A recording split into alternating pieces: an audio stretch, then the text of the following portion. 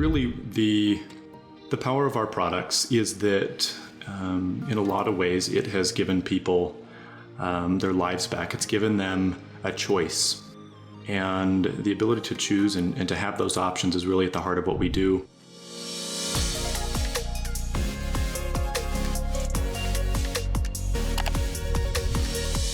Hi, I'm Chloe from Zendbox, and I'm on a mission to get brands talking about how post-purchase operations affect the customer experience. And importantly, how to deliver on promises that mean you create loyalty that drives repeat purchases. Welcome to After the Buy Button, the show that focuses on post-purchase operations to help you improve your customer experience. Today, I'm excited to welcome two guests to the podcast, James Andrus, President at Renova Worldwide, and Matt Holman, Head of Growth at QPilot. Welcome both to the show. Glad to be here. Thank you. Yeah, great. I'm really looking forward to our conversation today because I think there's going to be some real practical gems in this combination of people. So we have, from Renova Worldwide, that's an international wellness company supplying nutritional supplements. So James, can you tell us a bit more about yourself and the company? Yeah, absolutely. So I'm the president of Renova Worldwide. We are a new company. Coming up here at the end of this month will be our 2-year anniversary. But interestingly, our history goes back much farther than that. What started as a tragedy for a father about 25 years ago led to a remarkable product that saved the life of his family and has since blessed the lives of hundreds of thousands of people since. And a couple years ago, we discovered a new technology that allowed us to make some changes to what is a nutritional supplement and convert it from a capsule that most people are familiar with taking into what looks like a pixie stick. And you just put it directly on your tongue and bypasses your gut. And, a lot of us have gut absorption issues, and so we can't fully benefit from the nutrients that we're taking. And so this allows you to really benefit from that. And we thought that justified a new company. And so we put together Renova Worldwide as that company to distribute and market what we call Lightning because of how quickly it works. And now we are, like I said, coming up on our 2-year anniversary here, selling in, I think, 14 countries now, and continuing to grow regularly. So, wow. So, that sounds like amazing growth within 2 years. So happy anniversary for the second birthday coming up. Awesome growth. A brilliant idea for a company, and with a true mission behind it, which is absolutely excellent. I'm really looking forward to hearing a bit more about how that comes through in the product and the kind of customer experience. Absolutely. Awesome. So then Matt, we have Matt from QPilot, which is the e-commerce subscription software, which I also can't wait to hear more about and drill into a little bit more, because obviously there's so many of these direct-to-consumer brands that are kind of winning with their subscription-based models, and so I think there's lots that comes with that we're going to drill into around how that's all set up, operational things, because there's obviously lots of operational challenges that can occur, but I'm sure you're going to be the best person to speak to about that. So can you tell us a little bit more about yourself and QPilot? So QPilot's been around about 2 years. My background before joining the team was actually running growth for an e-commerce technology company around shipping. So it's interesting. QPilot is most commonly looked at as subscription software, but subscription software, which really is just kind of focused with that initial purchase and scheduling billing, right? But as you well know, and your viewers for this podcast know, after that buy button gets clicked is a whole lot of other issues that go into operations and customer experience. And so what QPilot is actually built around delivery expectations. It's built around the idea that you want an incredible subscribe and save experience for your customers. And that involves the ability to change what they're getting, changing the product, changing when they're getting, changing the shipping method, doing all those things without it causing absolute havoc on your operations. So we kind of come at it from the other direction, inventory and shipping, so that we can keep everything automated and flowing smoothly for your business while your customers get to have a great experience. And they do it very well. Thanks, James. I was going to say it's probably worth at this point saying that Renova uses QPilot. Yes, we do, yeah. Yeah. So, like, I was just going to say, like Renova, we're actually have customers all over the world. There's a big problem for this for our software, and it's really exciting to work with merchants in the UK, Canada, Australia, even Russia, and other countries too. So.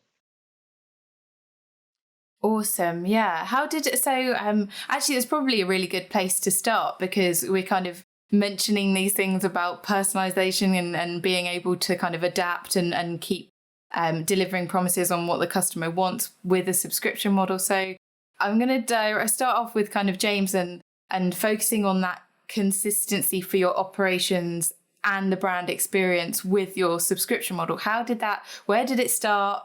Where did it, how did you find QPilot and then kind of into a bit of the starting to get to the nitty gritty of how do you ensure that consistency after the buy button? Sure. Yeah. So we, about 6 months into our company going, we recognized that we needed to change the platform that we were utilizing for our e-commerce. And we came across an incredible IT director that we brought on, and he recommended WordPress to build as our platform because of the flexibility, because of being able to leverage essentially thousands of developers for a minimal cost, with their different plugins. And it was actually in that we came across a QPilot. And we recognized that we needed a subscription model. We had one with our old system, but it was not very intuitive. It didn't have the level of flexibility that we sought. And so as we got to working with QPilot and had a couple calls with them, had some walkthroughs, we recognized really the power that was there, and that they were fairly new to the scene as well. And, for us, that's pretty exciting. That means that there's opportunities for growth, and that they can be adaptable and things like that, both things that we value here at Renova. And so we got that in place. But what we recognized is that at that point, we were already selling in several countries, and there was a USPS integration, so we could provide live rates, which was consistent on both our standalone checkout, and we were able to mirror that with our subscription. But we didn't have a great option at the time for our international shipping rates. We currently use FedEx for all of our shipping, and we wanted to provide the same rates that they would see if they were just checking out as a standalone, or if they were going in to set up a subscribe and save.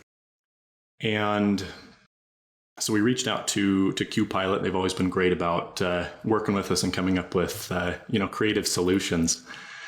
And they recommended a service called Shipper HQ, and a great platform that we have now integrated with QPilot and with our system that allows us to generate live rates or flat rates or pickup rates. Really, we've got the ultimate flexibility with it. And so now we can provide that consistent experience across whatever avenue you're coming into our site through.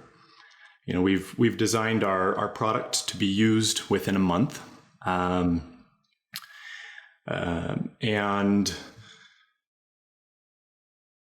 you see a lot of services these days that are going to a subscription-based model, and there's a reason for it.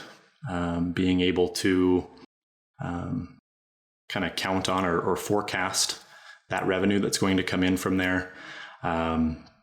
Right now, subscriptions account for about 60% of our business. And so being able to count on that and to ensure that everyone has a consistent customizable experience one of the things that Matt talked about early on has been hugely important. It's that flexibility that is provided to our customers through our subscription platform. And so we allow them to change their subscription up until the moment that it processes. So people are able to go in, edit it at any point, add new products, take them away, change the frequency. They can pick a subscription that comes either once a month, or every 2 months, or every 3 months. They can have multiple. So if they've got one product that they want to come every single month and another product they want to come every other month, they can do that. But really, it's just been incredibly valuable to have that flexibility and to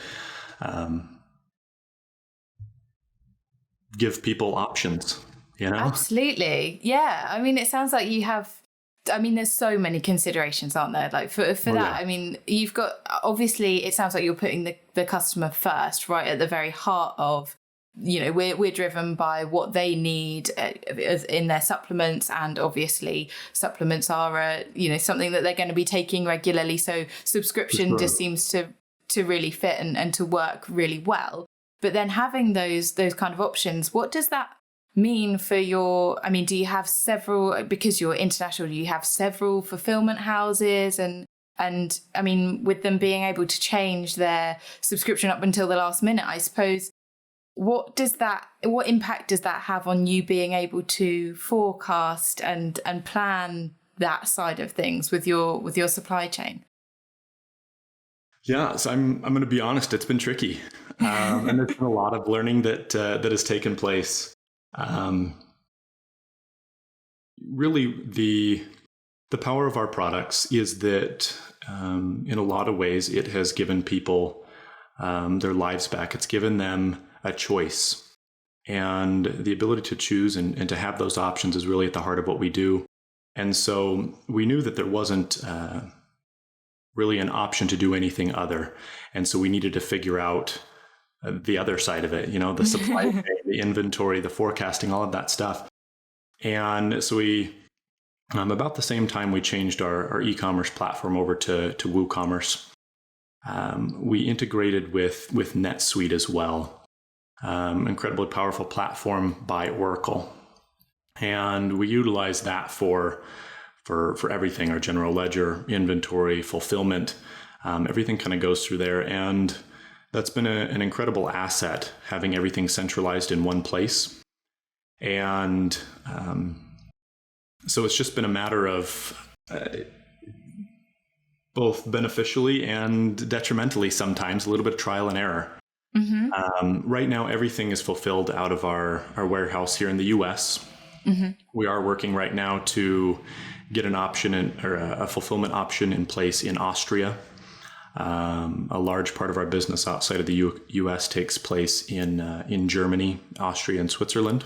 Yeah. And so having that option there, we're hoping we can get that in place here within the next month and a half or so. But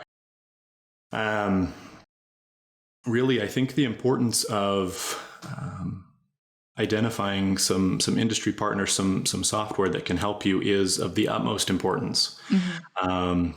The beauty of NetSuite and of the platform that we've built is that we're able to scale.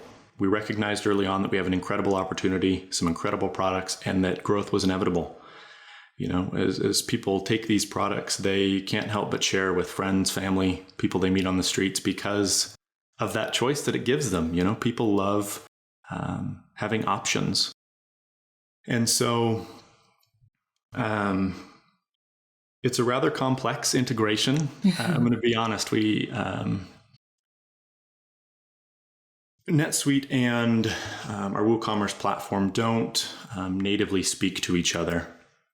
And so we had to bring in a third-party integration platform. We use a company called InnateSync, mm-hmm. and they have connected our NetSuite and WooCommerce platforms so that we could ensure that consistency.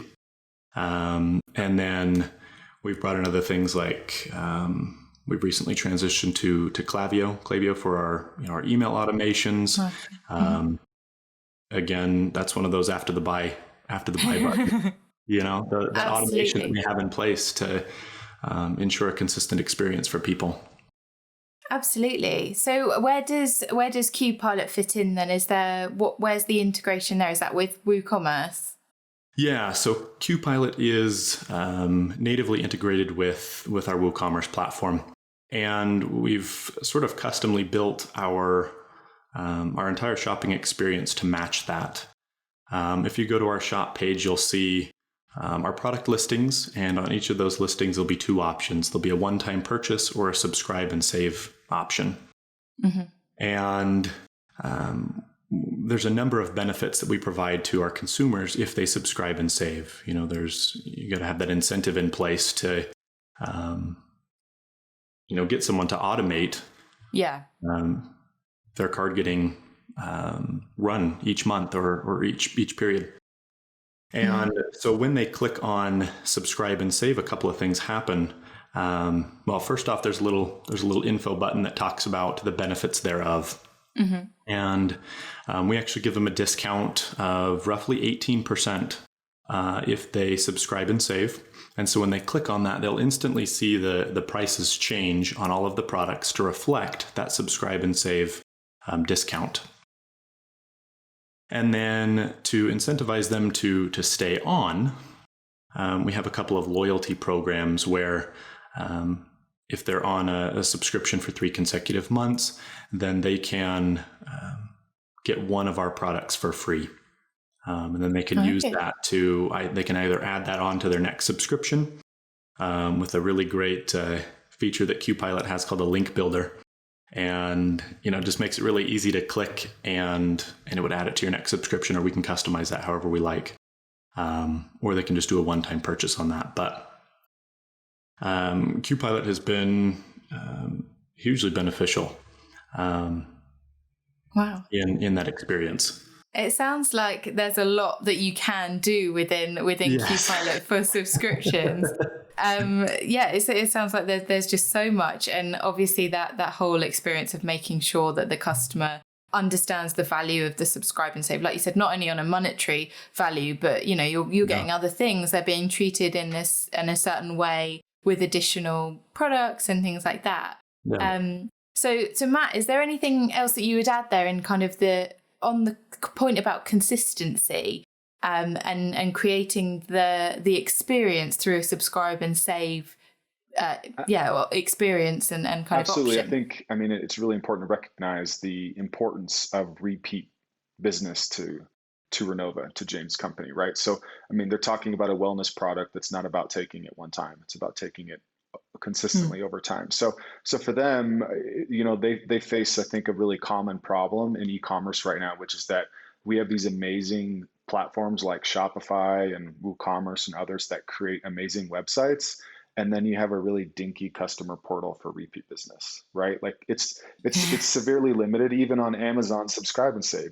Amazon has an incredible purchase experience, but when it goes to adjusting a subscribe and save order through them, it can be fairly inflexible and frustrating. So QPilot is really about trying to give a merchant like Renova an experience that can be consistent and powerful, just like their checkout experience is. So that's really what our technology is doing, is making that possible. And then the QPilot platform holds all of those future scheduled orders. And so that way, WooCommerce isn't built to manage stuff that's happening 6 months in the future. We are built to handle something that's happening 6 hours, 6 days, 6 weeks, 6 months in the future. So those things you can run reports on those. You can see inventory forecasting for what you're going to need. And then like tools like the link builder and coupons, it's really easy for us to go into our platform then and create like those kind of dynamic features because we're holding all that information. So from a very kind of basic operational standpoint, a customer checks out, they get the product, the first order goes into their order fulfillment in a NetSuite, and then we're holding that subscription. And then once we process it, we put it into their regular order workflow. So it looks almost like a regular order to them, so that it gets fulfilled like any other order would in a timely manner. So that way they don't need to worry about like, well, wait, this is this customer's third order or not. It makes it a lot easier from an operational standpoint. And then they're able to create triggers, right? Like when somebody has that third order, they're able to trigger that email workflow that sends them, hey, this is a link, you can click this and get a free product. So a lot of that's just being powered off of, that's the beauty of cloud computing and independent APIs like Absolutely. QPilot. So Awesome. So yeah, it really is taking away the the the resource that you need there by adding in this automation that just says, yep, that's going to happen. That's already in the flow, in the pipeline. And then I guess that is kind of coming back to where you mentioned Klaviyo and kind of adding in those automatic emailers that get sent out at 3 months. It's personalization on a level where your customers will be experiencing that going, oh, wow, like I am actually being rewarded for being a 3 month customer and kind of that loyalty that I have with you. And you've built it in. It's not something that you have to worry about, but you know that your customers are being enrolled in this whole other experience for a long amount of time that will keep them coming back yes. to you. So so it really doesn't involve anything, or is it something that you would monitor and say, okay, well, with the link builder that didn't work, or the free item was, they wanted to customize that more. How much does it need in terms of input from you guys?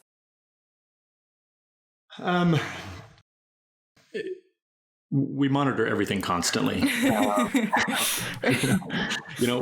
love data. Yes. And as much as we're taking on, we are still a small team. And so having all of that automated and having as little disruption or abnormality as possible is essential for us to get things done in a timely manner. And we stay fairly connected to our consumer base. One of the values of being small, and something we're working to continue as we grow. And so we regularly send out surveys. We put together small groups and do A/B testing.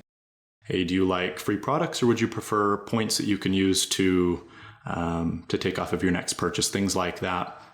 And so we're constantly testing, listening to feedback, and doing our best to respond. And I can't express enough the value of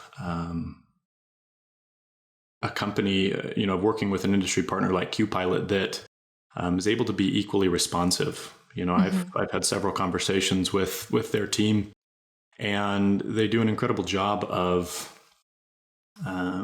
really identifying what the needs and wants are, and then coming up with solutions that may differ from the one that you originally envisioned. And so far, that's worked out in our benefit every time.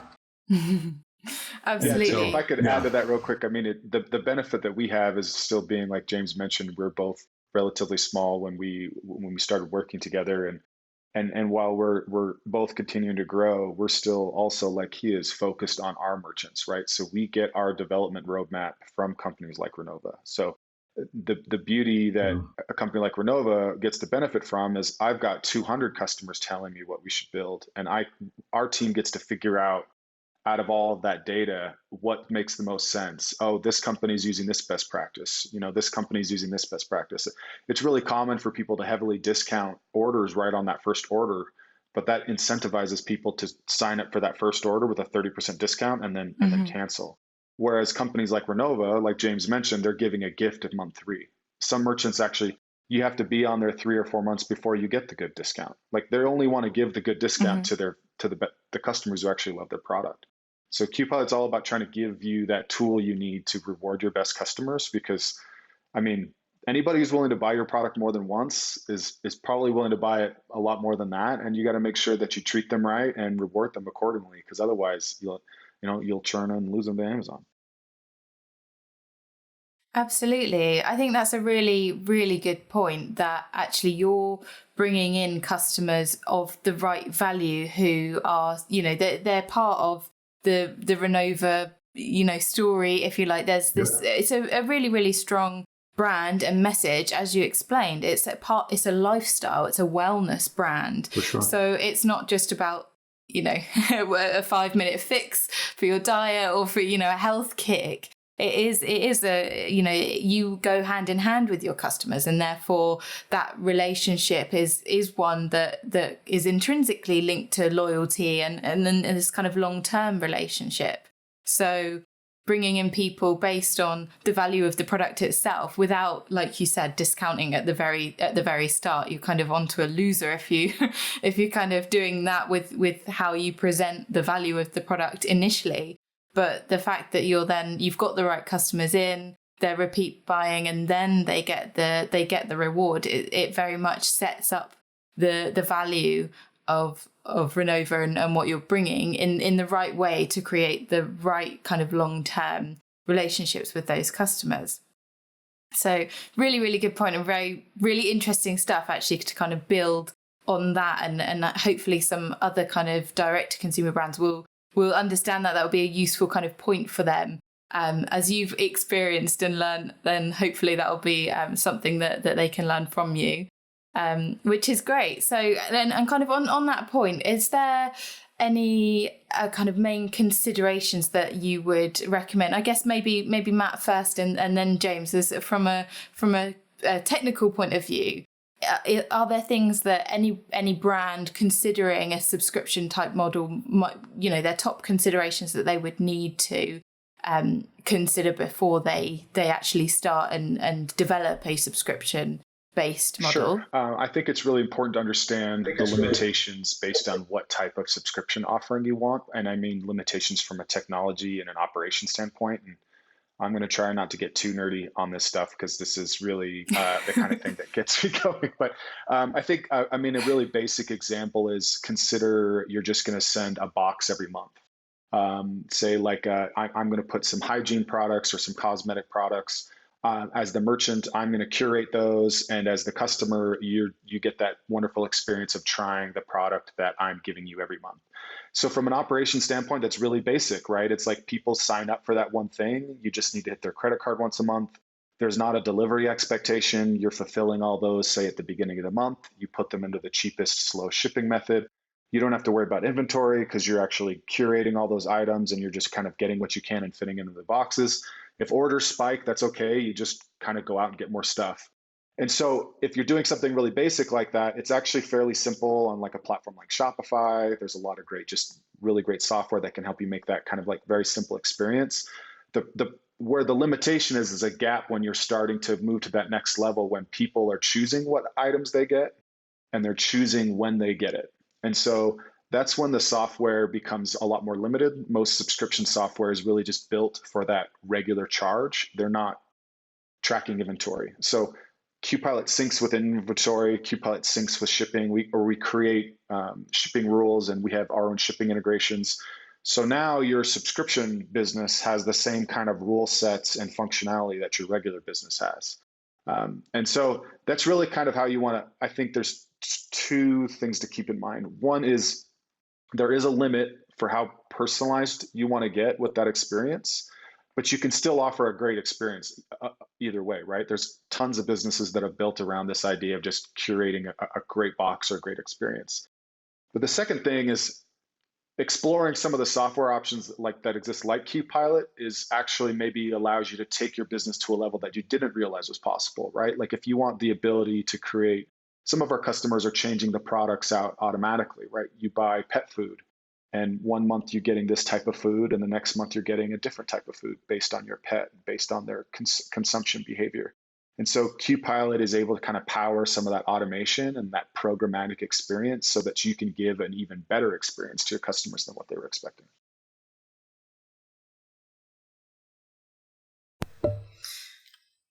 Absolutely. Sorry, James, have you got something to add?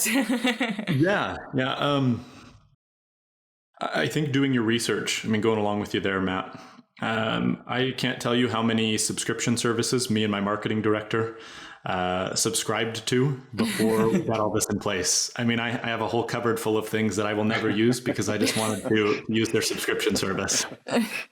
And the thing that I noticed in so many of those was that it was incredibly easy to get that first order. But if I wanted to go in and modify or cancel my order, it was like pulling teeth. And we knew that that was not something that we wanted to do. And because it leads to drop off, all of those brands that had a setup like that, I just grew frustrated with and was not desirous to continue with them. Partly because I bought their product because I was doing research, but also just because of the poor experience. And so, really give some forethought and identify a service that will give you the flexibility to grow, to scale, and then take the time that you need to get it configured in the way that you want, and then remain responsive. Be willing to admit, hey, this didn't work. I need to go in and make some changes and do so, because it will only benefit you in the long term.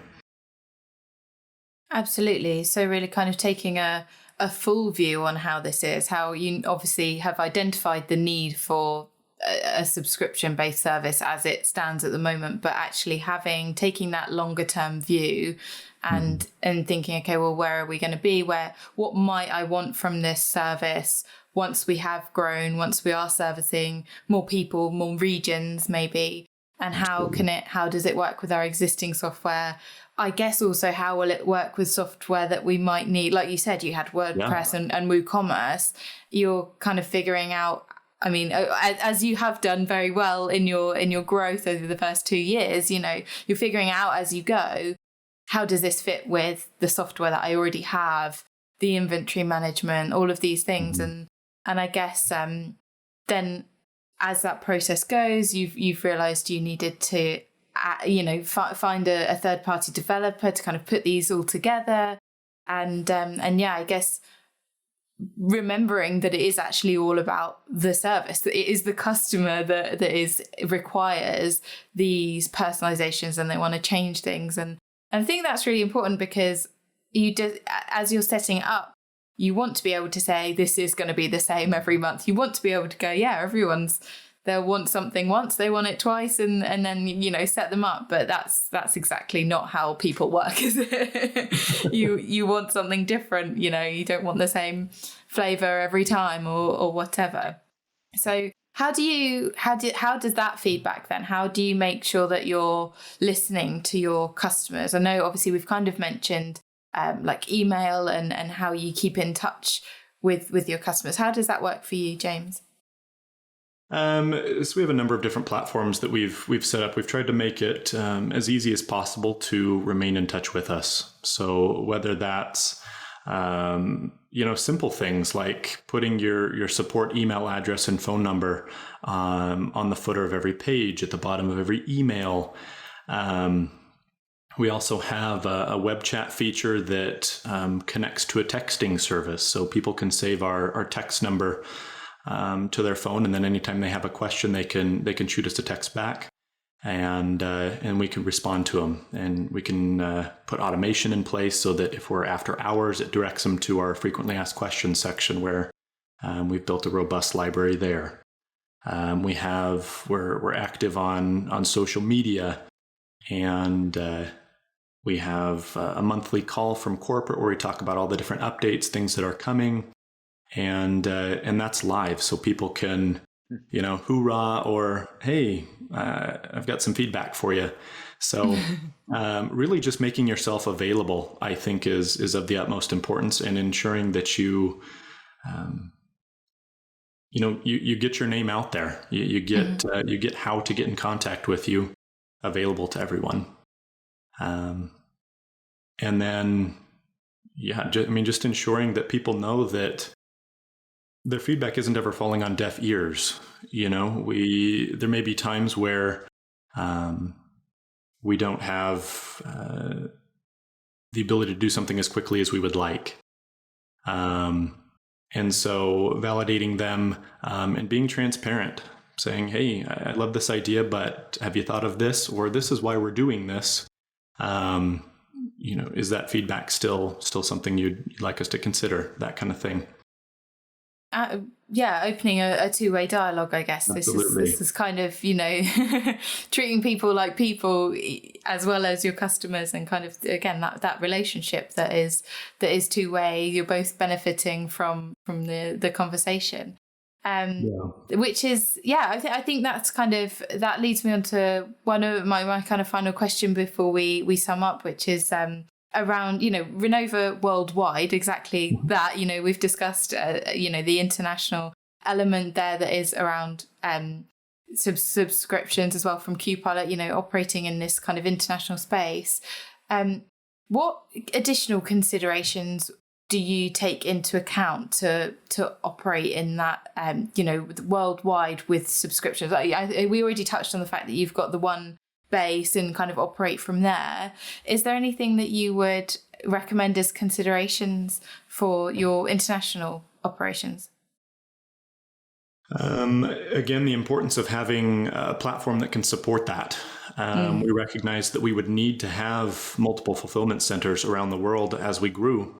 And so when we were looking for a platform that could support that, that was a huge consideration. There are lots of inventory management or fulfillment platforms that allow you to have, one warehouse or multiple, but they're not very robust. You don't have the flexibility to say you don't have enough of a product at this fulfillment center, so I need to pull it from this one and fulfill that order, that kind of thing. And so make sure that you find a service that can do that. The other thing is pay attention to what's going on in the regulatory spaces.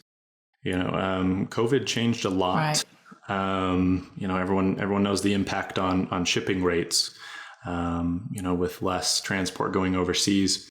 But even things like, so we're in the supplement space, for example, when COVID hit, there were several countries who outright prohibited supplements from entering the country from out of country. And so we had to adapt to things like that. And so being able to have that flexibility again, and this is where that importance of that two-way communication really came into play, of saying, hey, I know we've been servicing you for a little while now, but here's the reality of things. And we'll do everything in our power to get this back up and going and continue to service you as soon as we can. So absolutely. I think sometimes there's restrictions and remaining adaptable to what's going on. I think with it, particularly with things like Brexit and coronavirus, and I mean I think everybody, anyone that's still standing now has experienced that need to adapt over the past year or so. Matt, would you add anything specifically around the kind of international elements of subscription? I mean, I think just international e-commerce in general involves, taxes, duties, fees. Shipping is often a huge consideration. Anything you can do to lower those costs, whether you're adding additional fulfillment centers or finding the right kind of supplier technology to make those rates available, because you have people all over the world that are willing to try your product, and shipping is typically the biggest reason why they don't. And then just the same thing, like we've been talking about, having a great purchase experience and post-purchase experience are really important, because if somebody's willing to buy something that's getting shipped to them from halfway around the world and you make it more painful than it would be for them to find something locally, then you're going to lose them. Absolutely. And I think it comes back to the consistency point as well. Like, the same if you ordered it from next door, or if you ordered it, like you said, from halfway around the world, and it comes in the same package, and you've got the same kind of parameters and everything around the experience, then that's fine. But if you're different suppliers of whatever it is, the packaging, for example, if that's different, then you don't want to be providing a different experience for someone in one country to the next. So I guess that's also a really, really important thing. So thank you for all of that information. There's so much kind of insights there, and I've really enjoyed learning about kind of all the different considerations that there are around. I mean, obviously everybody knows there's a lot around kind of international e-commerce as well, but the subscription element on top of that, as well as, keeping it customizable and personalized experience. There's just so many things, and I'm sure that we could talk about it for a long, long time. I'm sure there's a lot more that we could go into. But yeah, thank you so much. My final kind of summary question is one that I ask all of the guests that come on, which is around kind of a little bit more personal. What's your inspiration and guidance? So are there any books or podcasts or something that kind of really inspire you, or have kind of, you know, keep the mind ticking over in whatever capacity, whether that's related to work and e-commerce or otherwise? So James, did you want to go first? Yeah. And I just read an incredible book. Actually, it was about a couple of months ago that I'd really like to plug. It's called Think Again by Adam Grant. Truly incredible book that encourages you to do just that, to think again, to not take for granted things that may have been done the same way for so long, and to question things. He used a great example. I don't know if you've heard of the kind of the lesson where if you take a frog and you throw it into a boiling pot of water, it'll jump out. But if you put it in there and turn up the heat gradually, it'll cook itself, kind of thing. It won't get out because it stays comfortable the whole time. I don't know if that's just a US parable. And it just goes to, it was used by, my parents to illustrate the point that if things happen gradually, you're less likely to push back. And so to be cautious.